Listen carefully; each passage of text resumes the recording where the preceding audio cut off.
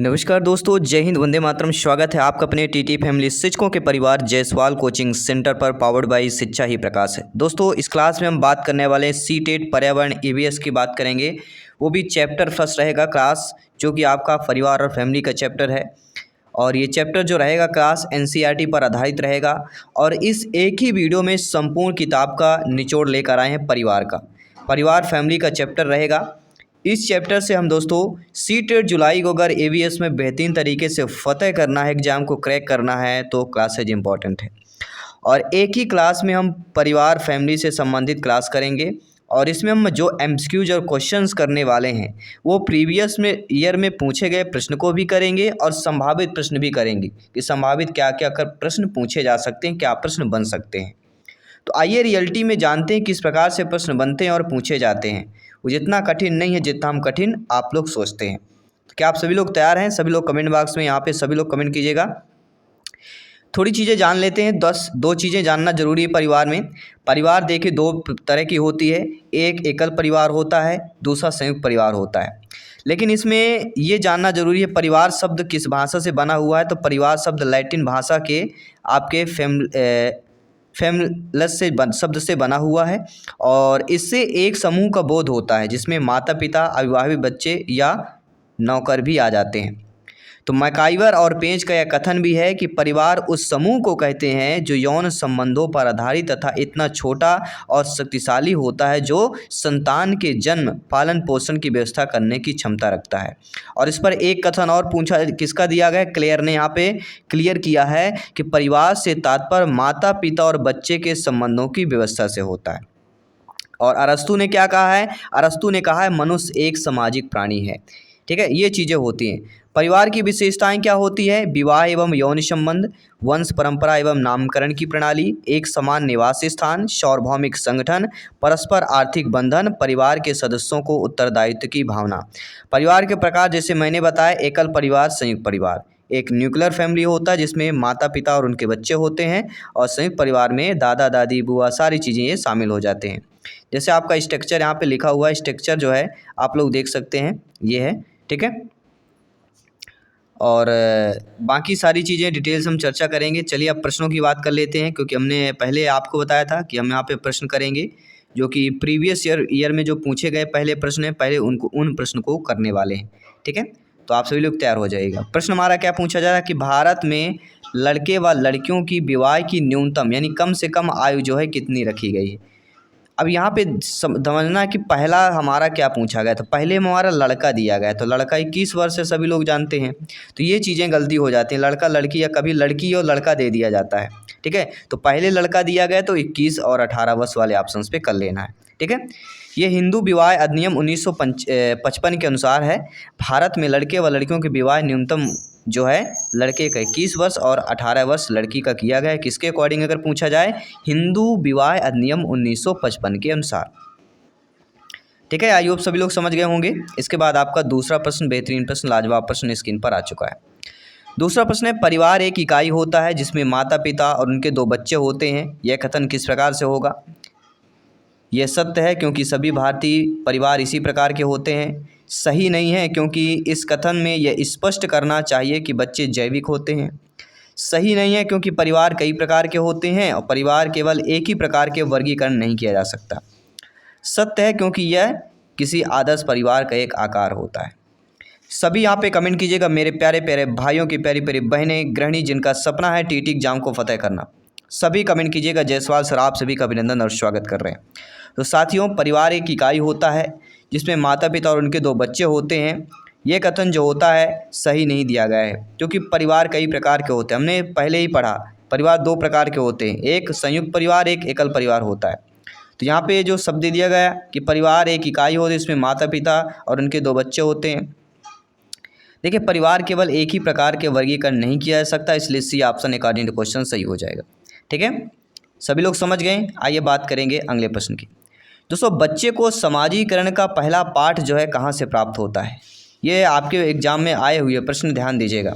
तो बच्चे के समाजीकरण का पहला पाठ आपके परिवार, विद्यालय, सांस्कृतिक केंद्र या धार्मिक केंद्र से प्राप्त होता है। आप सभी लोग जानते हैं।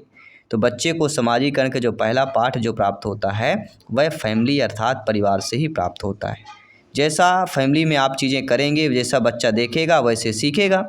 इसलिए कहते हैं कि बच्चे का वातावरण इम्पॉर्टेंट होता है। जैसे बच्चे का वातावरण होगा वैसे बच्चा सीखता है, जानता है और समझता है। साथियों, प्राथमिक समाजीकरण क्या होता है? आपने पढ़ा होगा प्राथमिक समाजीकरण।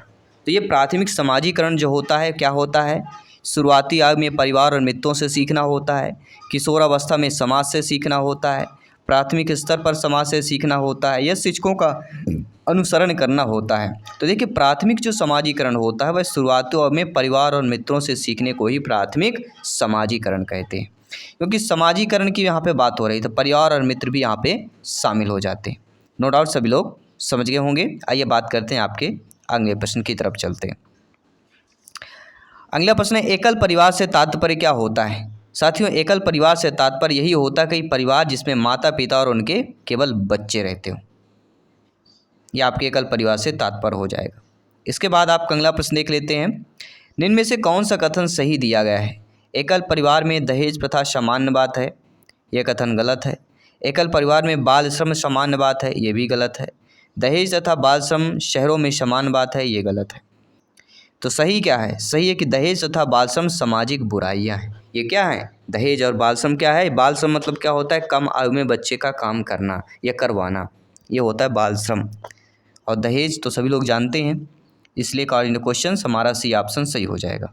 ठीक है, आइए बात करते हैं अगले प्रश्न की। दोस्तों, भारत में बाल विवाह निषेध अधिनियम किस वर्ष पारित किया गया? 2006, 2008, 2011 या 1997? सभी लोग कमेंट कीजिएगा। जी हाँ दोस्तों, सभी यहाँ पे कमेंट, आपका प्रत्येक कमेंट फीडबैक सर्वोपरि है, सर्वमान्य है।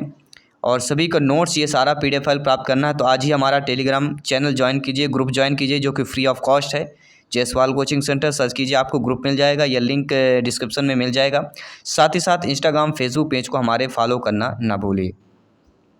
तो साथियों, प्रश्न की बात करेंगे, भारत में बाल विवाह निषेध अधिनियम जो है किस वर्ष पारित किया गया? तो ये दोस्तों 2006 में पारित किया गया था। ठीक है, कब किया गया? 2006 में। लेकिन अगर ये प्रश्न आ गया कि भारत में बाल विवाह निषेध अधिनियम लागू कब हुआ, तब आपका जवाब होना चाहिए 1 नवंबर 2007 को लागू हुआ, लेकिन पारित 2006 में ही हो गया था। ठीक है, लागू आपका 1 नवंबर 2007 से हुआ था। दोनों प्रश्न अलग अलग हैं, दोनों को समझना बहुत ज़रूरी है दोस्तों। अगला प्रश्न देख लेते हैं दोस्तों, कौन सी विशेषता परिवार की नहीं होती है? देखिए, ये जानना बहुत ही ज़रूरी है, इंटरेस्टेड क्वेश्चन है, ध्यान दीजिएगा। देखिए, कम से कम 2 भिन्न लिंग वाले व्यक्ति साथ रहते हो तो परिवार की विशेषता होगी। वे समान आवास, भोजन, समान सामाजिक क्रियाओं का उपयोग करते हों, यह आपके परिवार की विशेषता होगी। सुरक्षा एवं बच्चों का साझा उत्तरदायित्व, ये परिवार की विशेषता होगी। लेकिन प्रत्येक सदस्य की आय भिन्न जमा की जाती हो, वो आपका परिवार की विशेषता नहीं होती। परिवार की विशेषता यही होती, प्रत्येक सदस्य की आय एक ही व्यक्ति के पास जमा हो, मालिक मुखिया एक ही व्यक्ति हो। आइए बात करते हैं अगले प्रश्न की। ये काफ़ी बार पूछा गया प्रश्न है, तो ध्यानपूर्वक समझना है इस प्रश्न को। शारदा एक्ट का संबंध इनमें से किससे है दोस्तों? देखिए, शारदा एक्ट की अगर बात करते हैं तो शारदा एक्ट का संबंध आपके बाल विवाह से हो जाता है। जी हाँ दोस्तों, एक अधिनियम पारित हुआ था, शारदा एक्ट, जो 1929 में पारित किया गया था। इसका संबंध बाल विवाह से संबंधित है। इसमें विवाह के लिए लड़कों और लड़कियों की आयु का निर्धारण किया गया था। और शारदा एक्ट के संबंध में पहले लड़कों की आयु 18 वर्ष के थी और लड़कियों की 14 वर्ष थी। ये शारदा एक्ट था। कब लागू किया गया था? 1929 में लागू किया गया। ठीक है, तो दोनों चीज़ें आपको समझना ज़रूरी है क्योंकि इम्पोर्टेंट सारे क्वेश्चंस हैं।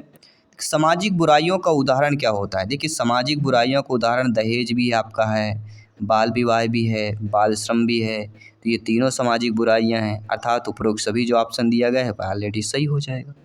ठीक है, चलिए आइए अब बात कर लेते हैं इम्पोर्टेंट क्वेश्चंस की जो एग्जाम में अक्सर पूछे जाते हैं। अभी हमने वो क्वेश्चन किया जो आपके प्रीवियस ईयर में पूछे गए प्रश्न हैं। अब हम उन प्रश्नों की बात करेंगे जो आपके एग्जाम में संभावित प्रश्न हैं। मनुष्य एक सामाजिक प्राणी है, यह कथन किसका है? तो अभी हमने पढ़ा था कि मनुष्य एक सामाजिक प्राणी है। किसने कहा है? अरस्तु ने कहा था, अभी हमने पढ़ा भी है जैसे। इसके बाद है किस प्रकार के परिवार में कलह की संभावना सबसे ज़्यादा रहती है? एकल परिवार, मात्रात्मक परिवार, पितरात्मक परिवार या संयुक्त परिवार? सभी लोग बताइएगा, सभी लोग कमेंट कीजिएगा। जी हाँ, सभी मित्रों को जय हिंद, वंदे मातरम साथियों। अपने देश के हित में, अपने राज्य के हित में, अपने राष्ट्र के हित में सभी लोग एक बार दिल से कमेंट कीजिएगा और दिल से तैयारी कीजिएगा ताकि इस बार एग्ज़ाम को अवश्य फतह कर सकें, शिक्षा के क्षेत्र में आप योगदान दे सकें, क्योंकि शिक्षा ही वह एक ऐसा हथियार है जिससे सारी चीज़ें बदली जा सकती हैं। देश का भविष्य बदला जा सकता है, देश की चीज़ें बदली जा सकती है। जो युवा पीढ़ी है, जो बच्चे पढ़ रहे हैं, वो आगे देश का प्रतिनिधित्व करेंगे, नेतृत्व करेंगे। तो यहाँ पे सभी लोगों को कमेंट करके बताना है, फीडबैक करके बताना है राइट ऑप्शन क्या होगा। तो दोस्तों राइट ऑप्शन आ चुका है और राइट ऑप्शन होगा वह संयुक्त परिवार इज़ द राइट आंसर। तो संयुक्त परिवार में कलह की संभावना जो है सबसे ज़्यादा रहती है। इसके बाद अगला प्रश्न बहुत ही इंटरेस्टेड प्रश्न दिया गया है कि एकल परिवार के सदस्य अधिक आत्मनिर्भर रहते हैं। कथन किस प्रकार से है? क्योंकि एकल परिवार के जो सदस्य रहते हैं वह आत्मनिर्भर रहते हैं, यह आंशिक रूप से सत्य है, बिल्कुल असत्य है, पूर्ण रूप से सत्य है, या कह सकते हैं इनमें से कोई नहीं। सभी लोगों को कमेंट करके बताना है इसका जवाब सही आंसर क्या होगा। तो एकल परिवार के सदस्य अधिक आत्मनिर्भर रहते हैं, ये कथन दोस्तों हमारा पूर्ण रूप से सत्य हो जाता है, क्योंकि वह दूसरों पर निर्भर नहीं रहते हैं, जो भी करना है उन्हें ही करना है, इसलिए आत्मनिर्भर की बात करते हैं। अगला प्रश्न है परिवार की विशेषता नहीं होती। देखिए, परिवार की विशेषता जो होती है वह विवाह, यौन संबंध, वंश परंपरा और सार्वभौमिक संगठन होता है, लेकिन समाज विरोधी कार्य करना यह परिवार की विशेषता नहीं होती। इसके बाद अगला प्रश्न है, बहुत ही इंटरेस्टेड क्वेश्चंस है कि भारतीय संविधान में प्रत्यक्ष रूप से किसके ऊपर चर्चा किया गया है? मादक पदार्थ, दहेज प्रथा, बाल श्रम या सती प्रथा? देखिए दोस्तों, भारतीय संविधान, जी हाँ, भारतीय संविधान के प्रत्यक्ष के रूप में जिसके ऊपर चर्चा किया गया है वह हमारा बाल श्रम आ जाएगा। C option is the right answer. तो नो डाउट सारी चीज़ें आप सभी लोग अच्छे तरीके से समझ पा रहे हैं। आइए बात करते हैं अगले प्रश्न की। दोस्तों, सती प्रथा के विरुद्ध सर्वप्रथम प्रयास किसने किया?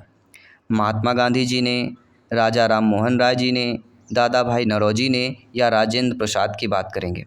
सभी कमेंट कीजिएगा। देखिए, जब भी सती प्रथा की बात की जाती है, सती प्रथा के विरुद्ध सर्वप्रथम प्रयास की बात की जाती है, वह एक ही नाम आता है और एक नाम है Raja Ram Mohan Roy. B option is the right answer. इसके बाद है साथियों अगला प्रश्न, हिंदू उत्तराधिकार अधिनियम कब बना? 1952, 55, 50 या 56? आपके नज़रिए से क्या है? अगर आपने पढ़ा होगा, कहीं ना कहीं तैयारी की होगी, आपको अवश्य पता होगा, आप अंदाज़ा लगा के अवश्य कमेंट करना है। जी हाँ, A to Z आपको कमेंट करना है, क्योंकि यहाँ पे कमेंट आप कर देते हैं तो आप कमेंटेड हो जाते हैं एग्ज़ाम को फतेह करने के लिए। क्योंकि आपके माइंड की मेमोरी जो है, जब आप कमेंट कर लेते हैं तो वो जो भी क्रिएटिविटी करेंगे, आपके माइंड की मेमोरी एकदम से उसको क्या करेगी, सेफ, सिक्योर और अपने मेमोरी में सेव कर लेगी, ताकि सारी चीज़ें आपके एग्ज़ाम के वक्त काम आएंगी। तो हिंदू उत्तराधिकार अधिनियम कब बना? तो ये दोस्तों आपके 1956 की बात करते हैं। इसके बाद अगला प्रश्न है, बालक को सर्वप्रथम समाज में आपस में मिलजुल कर रहने की शिक्षा दी जाती है। राष्ट्र हित में, पड़ोस में, समाज में, परिवार में, किस में दी जाती है? बालक बच्चा है, उसको सर्वप्रथम आपस में, समाज में आपस में मिलजुल कर रहने की शिक्षा दी जाती है। किसके द्वारा दी जाती है? तो परिवार के द्वारा दी जाती है। परिवार में हमेशा बोला जाता है सबसे मिल के रहना चाहिए, किसी से लड़ाई झगड़ा नहीं करना चाहिए, क्योंकि लड़ाई झगड़ा से होता क्या है, नेगेटिविटी होती है, नकारात्मकता आती है। तो समाज की सबसे छोटी इकाई आपका देश, परिवार, समाज या समुदाय होता है। तो जब भी छोटी इकाई की बात करते हैं तो सभी लोग जानते हैं, कई बार पूछा गया है, रिपीटेड प्रश्न है, और वह हमारा फैमिली और परिवार ही होता है जो समाज की सबसे छोटी इकाई होती है। और समाज की शुरुआत परिवार से ही होता है। कई परिवार मिलकर यहाँ हमारे समाज बनते हैं और समाज से मिलकर गांव, डिस्ट्रिक्ट, राज्य और राष्ट्र बनता है। अगला प्रश्न दोस्तों साथियों है, जिस परिवार में सामाजिक, आर्थिक एवं धार्मिक दायित्वों के क्षेत्रों में पुरुषों की अपेक्षा स्त्रियों की प्रधानता होती है। अक्सर आपने देखा होगा कुछ जगहों में पहले पुरुष प्रधान हुआ करता था, लेकिन कहीं कहीं इसके अपेक्षा स्त्रियों की प्रधानता होती है कुछ परिवार में, आर्थिक धार्मिक दायित्वों को क्षेत्रों में देखा जाए। तो इस परिवार को क्या बोला जाएगा? जो स्त्रियों की प्रधानता हो, जिस परिवार में स्त्रियों की चलती हो, महिलाओं को उस परिवार में चलता हो। एकल परिवार, संयुक्त परिवार, मात्र संतात्मक परिवार या मात्र वंशीय परिवार। स्त्रियों की चल रहा तो कहीं ना कहीं मात्र शब्द से जुड़ा होगा, ये ध्यान रखना है। तो यहाँ पे मात्र संतात्मक परिवार हमारा हो जाएगा, जिन परिवार में स्त्रियों की प्रधानता होती है। अगला प्रश्न आइए देख लेते हैं, जान लेते हैं, समझ लेते हैं और आपका फीडबैक भी देखते हैं। दोस्तों, ऐसे परिवार जिनमें परिवार की सत्ता किसी पुरुष सदस्य के हाथ में होती है, उसे क्या बोलेंगे? देखिए, अगर महिला के हाथ में परिवार की सत्ता, उसे मातृसत्तात्मक बोलते हैं, और पुरुष के हाथ में है तो उसको क्या बोला जाता है? पितृसत्तात्मक परिवार बोला जाएगा। तो दोनों चीज़ें समझ लेना, जो कि बहुत ही सिंपल तरीके, सिंपल भाषा में आपको बताया जा रहा है।